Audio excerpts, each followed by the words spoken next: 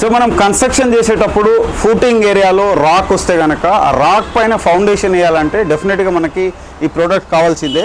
So ఈ product వచ్చేసి లాక్ఫిక్స్ yes, లాక్ఫిక్స్ P అని డిఫరెంట్ గ్రేడ్స్ ఉంటాయి దీంట్లో.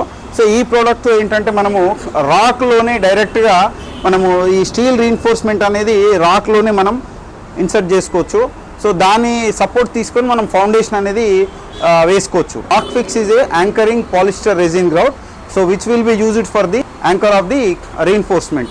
It is a unique product in Fosroc. And రెండోది, మనము ఈ స్లాబ్ ఎక్స్టెన్షన్ చేయాలన్నప్పుడు ఆ పాత స్లాబ్ లోపలికి కొత్త స్టీల్ రీఇన్ఫోర్స్మెంట్ మనం ఇన్సర్ట్ చేయాలన్నా కూడా ఈ ప్రోడక్ట్ యూజ్ చేస్తాము. సో ఈ ప్రోడక్ట్ ఏంటంటే మనకి ఎగ్జిస్టెడ్ కాంక్రీట్ మెంబర్లోకి కొత్త స్టీల్ రీఇన్ఫోర్స్మెంట్ ఇన్సర్ట్ చేయడానికి యూజ్ చేస్తాం.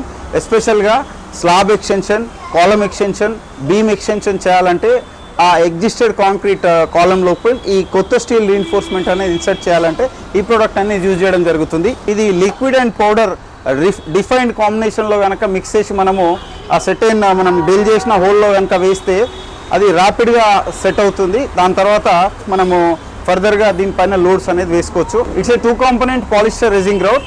సో ఇది పార్ట్ ఏ వచ్చి లిక్విడ్ ఫామ్లో ఉంటుంది, పార్ట్ బి వచ్చేసి పౌడర్ ఫామ్లో ఉంటుంది. ఈ రెండు కనుక ప్రాపర్ డిఫైన్డ్ రేషియోలో మిక్స్ చేసి మనము ఎక్కడైతే మనం డ్రిల్ చేసి హోల్ చేసామో ఆ హోల్లో కనుక ఇది కెమికల్ పోర్ చేసిన తర్వాత దీంట్లో రీఇన్ఫోర్స్మెంట్ అనేది ఫిక్స్ చేసుకోవచ్చు.